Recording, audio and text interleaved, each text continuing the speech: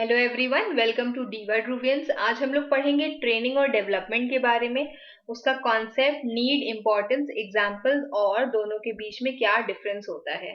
ठीक है, तो जैसे आप देख सकते हैं कि ट्रेनिंग में ये सारी चीजें आती हैं, coaching, teaching, knowledge, development, learn करना, एक्सपीरियंस करना, स्किल्स करना, मतलब स्किल्स को सिखाना।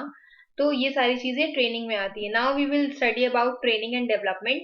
ये वो इनिशिएटिव्स होते हैं जो कि एक एजुकेशनल एक्टिविटी है, ऑर्गेनाइजेशन के अंदर की जाती है किसी भी जॉब की परफॉर्मेंस को इम्प्रूव करने के लिए।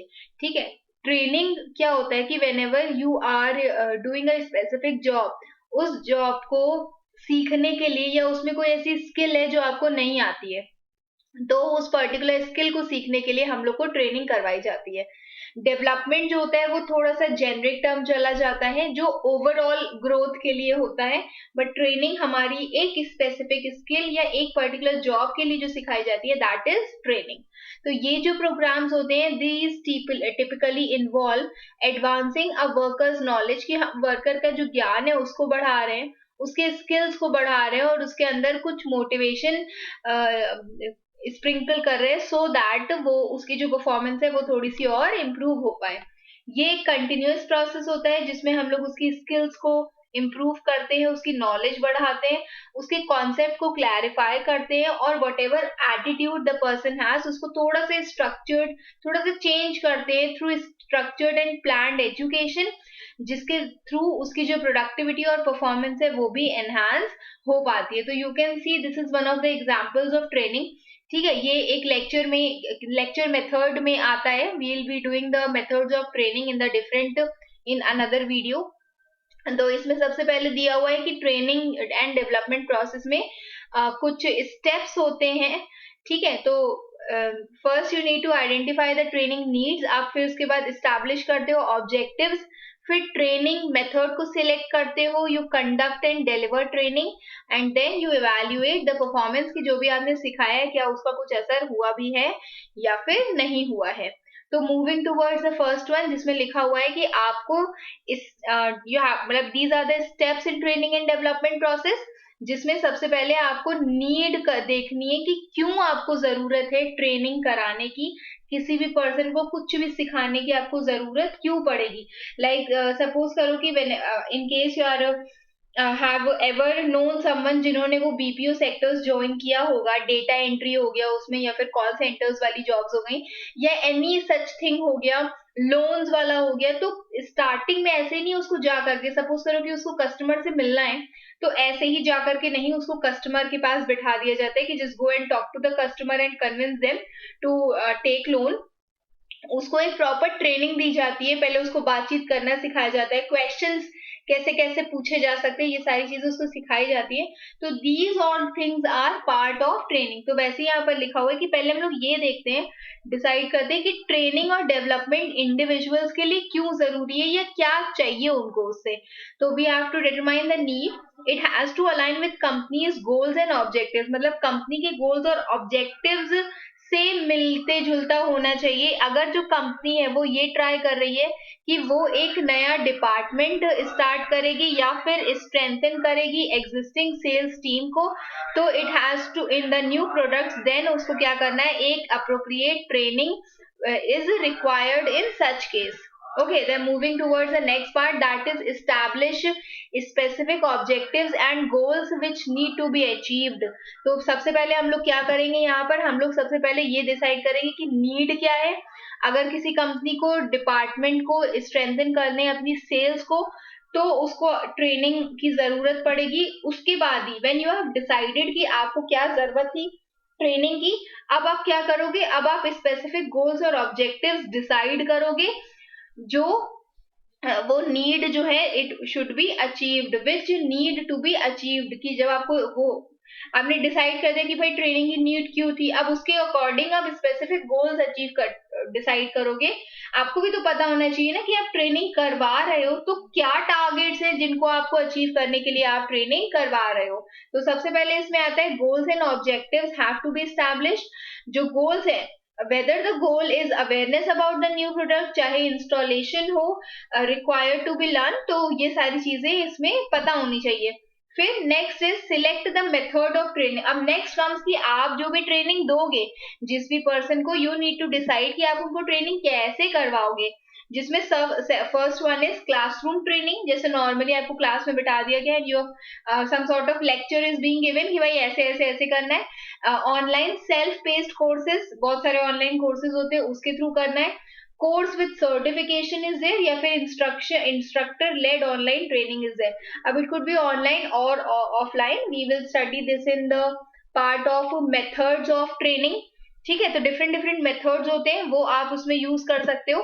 Then comes conduct and implement the programs for employees. उसके बाद आप एम्प्लॉयज का के लिए उस पर्टिकुलर ट्रेनिंग प्रोग्राम को कंडक्ट करवाते हो, जिसमें whenever the प्लान और जो मेथड है उसको फाइनलाइज कर लेते हैं, उसके बाद ट्रेनिंग और डेवलपमेंट के जो प्लान है उनको एग्जीक्यूट किया जाता है। Instructors are taught to the employees, instructions जो एम्प्लॉयज को दे दिए जाते हैं, जो भी पार्टनर्स या वेंडर्स होते हैं, मतलब कि जो भी कोर्सेज है उनसे रिलेटेड जो भी इंस्ट्रक्शंस है वो उस पर्टिकुलर ट्रेनी को दे दिए जाते हैं। फिर उसके बाद हम लोग इवैल्यूएट करते हैं कि whatever the program was, क्या उसको वो समझ में भी आया या नहीं आया।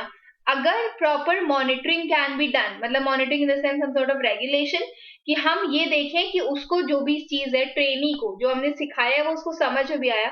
आपने अक्सर नोटिस किया होगा क्लासरूम में टीचर आपसे जब पढ़ा लेती है उसके बाद पूछते हैं, मिड सेम्स होते हैं आपके, ये टेस्ट होते हैं क्लास में, तो वो क्यों होते हैं? So that evaluation can be done, कि जो भी आपको सिखाया पढ़ाया गया है वो आपको आता हो। तो वैसे ही monitoring can be done through evaluation of the instructor as well as attendees. Instructor evaluation can be done through feedback या फिर ratings, कि इंस्ट्रक्टर ने कैसा पढ़ाया है तो उसके लिए हम फीडबैक ले सकते हैं, ट्रेनी का रेटिंग्स दे सकते हैं उसको, और अटेंडीज जो है वो हम लोग इवेल्युएट कर सकते हैं, जो भी उनके पास सर्टिफिकेट से, मतलब if they have done something good तो डेफिनेटली उनको सर्टिफिकेट मिलेगा, प्रोफिशिएंसी सर्टिफिकेट, और नहीं तो फिर उनको स्कोर्स मिलते हैं। और उसके बाद keep monitoring and evaluating the performance again to see if more training is required. फिर हम लोग दोबारा से देखते हैं कि क्या हमें और ट्रेनिंग की जरूरत है। तो जो भी आपका इवेल्युएशन रिजल्ट आया है स्पेशली ऑफ द अटेंडीज, उसी को ही देखकर हम ये समझते हैं, मैनेजमेंट को ये समझ में आता है कि क्या ट्रेनिंग प्रोग्राम जो था सफिशिएंट था या फिर और ट्रेनिंग प्रोग्राम इज रिक्वायर्ड, जिसके लिए फ्यूचर ट्रेनिंग जो है वो फिर से प्लान करनी पड़ेगी। Okay, moving towards the next one, कि ट्रेनिंग और डेवलपमेंट प्रोग्राम क्यों मतलब इम्पोर्टेंट होता है या उसकी क्या सिग्निफिकेंस होती है। तो सबसे पहले इसमें दिया हुआ है types of behaviour, different different types of behaviour होते हैं जिसको वो अपने अकॉर्डिंग इन्फ्लुएंस करता है in a better way. Like suppose करो कि यू अभी currently in case you are a fresher, ठीक है, आप 2-4 महीने कहीं जा करके जॉब करोगे, you will learn so many things through training and development programs जो वहां पर होते हैं। तो आपको भी समझ में आएगा कि okay now you have become proficient into a few things, कि आप कुछ चीजों में बहुत ज्यादा अच्छे हो गए हो। टीम बिल्डिंग हमें समझ में आती है, जो लोग अपना काम खुद कर लेंगे, अपना काम खुद कर लेंगे, वो करते हैं। इन whenever you are in an organization, तो वहां पर टीम बिल्डिंग हो जाती है, you work in a team, आप लोग एक कॉमन गोल अचीव करने के लिए वर्क करते हो। Study of behaviour, it helps to study the behaviour of a person. Product branding में ये हेल्प करता है, the more the people are trained and proficient, ज्यादा से ज्यादा प्रोडक्ट ब्रांडिंग होगी। फॉर एग्जाम्पल, अगर आप किसी भी डोमिनोज के वहां पे चले जाओगे, उनके आउटलेट पे चले जाओगे, तो यू विल फाइंड कि हर जगह एक ही जैसा एनवायरमेंट होता है, they are nice to you, they ask you the same generic questions, ठीक है। तो वो होती है आपकी प्रोडक्ट ब्रांडिंग, जहां पर the person, since they have been trained so nicely, it helps in product branding, product को और प्रोडक्ट इमेज उसकी अच्छी करने में हेल्प करता है। सॉफ्ट स्किल्स आपको सिखाते हैं एंड पर्सनालिटी डेवलपमेंट भी आपका होता है। ओके, तो moving towards the next one, training और डेवलपमेंट के कुछ एग्जांपल्स इसमें दिए हुए। ट्रेनिंग हम लोग कब करते हैं? Whenever there is new newly introduced software है, वेस्टेज रिडक्शन है, न्यू मशीनरी पर हमको सिखाना है कुछ, training program for newly implemented या चेंज्ड बिजनेस प्रोसेस है, एब्सेंटिज्म को रिड्यूस करने के लिए, या फिर कोई स्किल सिखानी है टू सेल्समैन। अब आता है डेवलपमेंट। डेवलपमेंट क्योंकि एक जेनरिक टर्म है, जनरल टर्म है, डेवलपमेंट में मतलब it is not related to a specific job, ठीक है। तो उसमें सबसे पहले आता है कि डेवलपमेंट में program on improving decisional making skills. तो हम लोग क्या सिखाएंगे उसमें, डिसीजन मेकिंग स्किल्स सिखा रहे हैं उनको कि कैसे डिसीजन लेना है। इम्प्रूविंग एनालिटिकल स्किल्स सिखा रहे हैं। फिर उसके बाद workshop on improving interpersonal effectiveness. Interpersonal मतलब कि आप दूसरों के साथ कैसे रहते हो, तो उससे रिलेटेड आपको चीजें सिखाई जा रही हैं। उसके बाद outbound training program and conflict management and problem solving. देखो ये बहुत ज्यादा जनरल जनरल चीजें, आपको कोई स्पेसिफिक मशीन चलाना नहीं सिखाया जा रहा है, but how you have to behave, आप ग्रो कैसे करोगे इन एन ऑर्गेनाइजेशन, वो सारे डेवलपमेंट का हिस्सा होता है। वर्कशॉप में पार्टिसिपेट करना और सेमिनार्स में करना, ये डेवलपमेंट का हिस्सा होता है। अब उसी पर्टिकुलर वर्कशॉप के लिए अगर मान लो आपको स्पीच बोलनी है उसमें, उसके लिए अगर हम आपको पहले से सिखा रहे हैं, उस पर्टिकुलर स्पीच से रिलेटेड आपको ट्रेनिंग दे रहे हैं, तो वो ट्रेनिंग में आ जाएगा। लेकिन if I am giving you a specific workshop कि भाई लो इसको संभालो सो that you learn in general, तो वो आपका डेवलपमेंट का हिस्सा हो जाता है। ओके इसके बाद इसमें दिया हुआ है then workshop on culture and change management. Change management भी इसी में ही आता है।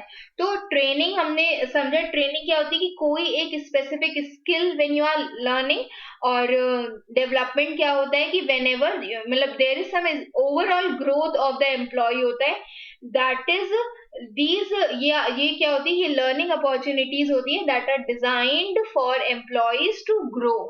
ओके तो that is development. Then moving towards the next part, the need of training and development की जरूरत क्यों पड़ती है, so that you have new employees. अब यही जो न्यू एम्प्लॉयज हैं, अनस्किल्ड एम्प्लॉयज हैं, पोटेंशियल मैनेजर्स हैं, ये आपके एक तरीके के इनपुट होते हैं।